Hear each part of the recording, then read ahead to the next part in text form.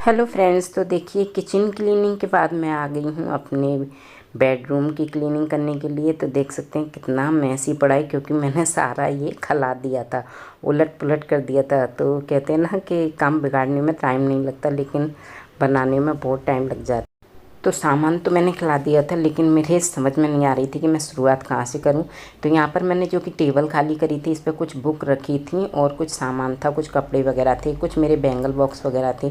तो सबसे पहले मैंने इसी का नंबर लिया। तो पहले सादा पानी से धुल दी थी, फिर उसके बाद सर्फ मैंने घोल लिया था और गीले कपड़े से मैंने दोनों साइड से अच्छे से साफ़ कर दिए और पानी से धुल दिए, क्योंकि यहाँ पर बालकनी में धूप आ जाएगी, तब तक मैं क्लीनिंग करूँगी रूम की, तब तक ये सूख जाएगी। तो उसके बाद आ गई थी जो कि कुछ कपड़े थे तय करे हुए, इनके धुले थे, जो कि मैं ना 2 दिन से तय नहीं लगा पाई थी, क्योंकि खाना बनाने के बाद घर में रुक ही नहीं पा रही थी, किसी न किसी काम से ना बाहर जाना हो पा रहा था।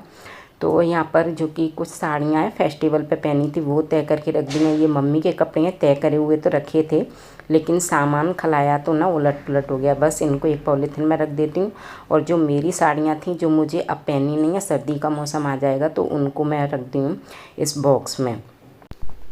उसके बाद जितने भी कपड़े थे वो मैंने एक साइड से रख दिए तय करे हुए। फिर ये मेरा बैंगल बॉक्स था, उनको मैं सबको ना साफ़ करके रखे देती हूँ। और ना ये मैं ना अलमीरा गुस्से में खिला दी थी, क्योंकि ना सारी मैसी हो रही थी, इसलिए एक बॉक्स है छोटा सा, वो मैंने सारा खिला दिया था।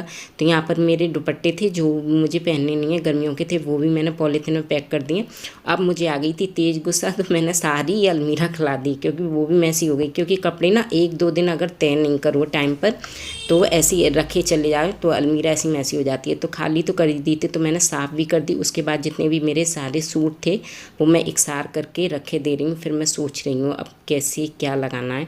तो यहाँ पर जो कि मेरी साड़ी थी, जो मैंने अभी नवरात्रियों में पहनी थी, तो उनको तय करके लगा देती हूँ। जितनी भी मेरी साड़ियाँ थी हैंगर में लगा के मैंने ये सब लगा दी हैं ब्लाउज समेत, क्योंकि ढूंढने की ज़रूरत नहीं पड़ती। और पेटीकोट वगैरह मैंने एक साथ रख दी।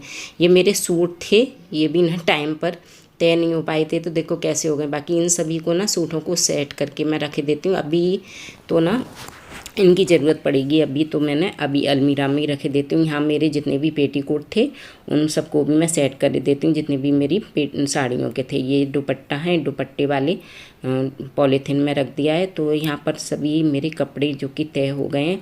और ये इनके कुर्ता पजामा थे, ये नवरात्रियों में पहने थे। यहाँ मैंने अलमीरा को कर दिया है साफ, पहले गीले कपड़े से, फिर सूखे से, फिर सीट बिछा दी। फिर उसके बाद जो भी कपड़े तय करे थे वो मैंने जमा दिए। यहाँ मेरे जितने भी सूट थे रेगुलर पहनने वाले, वो मैंने सारे सूट जमा दिए। तो मेरी अलमीरा हो गई है साफ़ हो गई थी, तो मैंने कहा इसको सरका देती हूँ। तो मैंने फर्स्ट टाइम इसे ना हिला के देखा था, क्योंकि उस वाले हमारे जो सरकारी क्वार्टर में ना, तो ये हिलती नहीं थी, क्योंकि सीट बिछ रही थी। यहाँ टाइल थे, तो मैंने सरका के देखा तो सरक गई, क्योंकि इसके पीछे से भी कूड़ा निकल जाएगा। तो जितना भी कचरा था वो मैंने एक बड़ी पॉलीथीन में भर दिया है, और बेड पे से जितना भी कचरा था वो भी मैंने सब हटा दिया है। तो यहाँ पर और जो 2 बैग थे सिलाई वगैरह के थे वो मैंने रख दिए। यहाँ पर मेरे जो बॉक्स थे उनको मैंने अरेंज कर दिया है, जिन जिन की ज़रूरत नहीं है वो मैं एक साइड रखे देती हूँ। फिर मैंने अपनी ड्रेसिंग टेबल को साफ़ कर दिया है। तो मैंने कहा चलो अभी फेस्टिवल आ रहा है करवा चौथ का, तो ना इसका रूम का मेरे का मेकओवर तो नहीं हो पाएगा, अभी इतनी जल्दी टाइम नहीं था। तो मैंने कहा चलो क्लीनिंग कर लेते हैं एक बार में, और एक बार में अपने दिवाली तक करेंगे मेकओवर। तो यहाँ पर मैंने सारा अपना ड्रेसिंग टेबल को साफ़ कर लिया है। पहले हल्का सा गीला कपड़ा मारा था, फिर सूखे कपड़े से, और मिरर को मैंने कर दिया न्यूज़पेपर से साफ़। न्यूज़पेपर से काफ़ी अच्छे से साफ़ होता है। इधर ये वाली भी ड्रेसिंग टेबल मैंने सरका दी है, तो ये भी मैंने साफ़ कर दी है।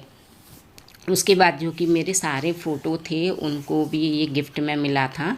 हमारी बंगलिया पर रहती थी भाभी जी, उन्होंने दिया था, यूनिक वाला है जो। और ये है मेरे फ़ोटो फ्रेम, जो कि करवा चौथ पर और शादी के हैं, वहीं पर खिंचवाए थे बंगलिया पर ही। ये मेरा करवा चौथ का फ़ोटो है। तो कितना चेंज आ गया है फेस में, है ना। तो ये भी मैंने साफ़ कर दिए थे, तो ये मैंने हटाए थे ना, तो मैं ऊपर से ही कपड़े से साफ़ कर देती थी, हटाती नहीं थी। तो इसके पीछे ना थोड़ा जाला सा था, तो मैंने वो भी गीले कपड़े से साफ़ कर दिया था। कुछ स्पॉट वगैरह लग रहे थे ना, वो भी साफ़ हो गई। तो मैंने बेड का सिरहाना भी साफ़ कर दिया। ये तो मैं 8-10 दिन में कर देती हूँ। बाकी सारे फ़ोटो फ्रेम्स मैं अभी लगा देती हूँ। सीट मैंने हटा दी है, ये धुल जाएगी तब सीट दोबारा से लगा देंगे। तो आज का मैंने करा था थोड़ी क्लीनिंग, मैंने कहा आप सभी के साथ शेयर करते हैं। तो यहाँ पर मैंने झाड़ू से, जाला तो नहीं था, इतना नहीं होता है जितना उस वाले घर में क्लीन होती थी, इसमें नहीं है। यहाँ पर मैंने बोर्ड भी साफ़ कर दिया और यहाँ पर भी थोड़े स्पॉट थे वो भी कर दिए और विंडो भी साफ़ कर दिए। और यहाँ पर मैं हटा देती हूँ बेडशीट, इसको झड़ा देती हूँ। फिर उसके बाद मैंने निकाल लिया झाड़ू और अलमीरा हटाई ना, तो देखो अलमीरा के पीछे से कितना कचरा निकला है। तो मैंने कोशिश की, मैंने कहा टाइल की है, सरका के देखते हैं। तो अच्छे से सरक गई थी। यहाँ मेरा सबरे में लग गया झाड़ू। मोटा मोटे कूड़े को मैं उठा लेती हूँ और जितना भी वैसा था उसको मैं डस्टबिन में, और यहाँ पर मैं पोछा मार देती हूँ। तो उधर की साइड 1 फुट की जगह छोड़ रखी है ना, तो उधर भी सफाई अच्छे से हो जाती है। तो जब भी डीप क्लीनिंग करते हैं तो पोछा मार देते हैं। मोप से अच्छे से नहीं लग पाता है, जल्दबाजी में होता है। उसके बाद मेरा पोछा लग गया और मेरा रूम हो गया है क्लीन। और एक अलग सी ही ना खुशबू मार रही थी, जैसे दिवाली फेस्टिवल वगैरह की होती है। तो आज तो मैंने अपने रूम की करी थी डीप क्लीनिंग, जो कि आप सभी के साथ शेयर करी। और कुछ टाइम बाद मैं करूँगी अपने रूम का मेकओवर, वो भी आप सभी के साथ जल्दी ही मैं शेयर करूँगी। और आज का मेरा ब्लॉग आप सभी को पसंद आया हो तो प्लीज़ मेरी वीडियो को लाइक, शेयर और कमेंट्स करके ज़रूर बताइएगा।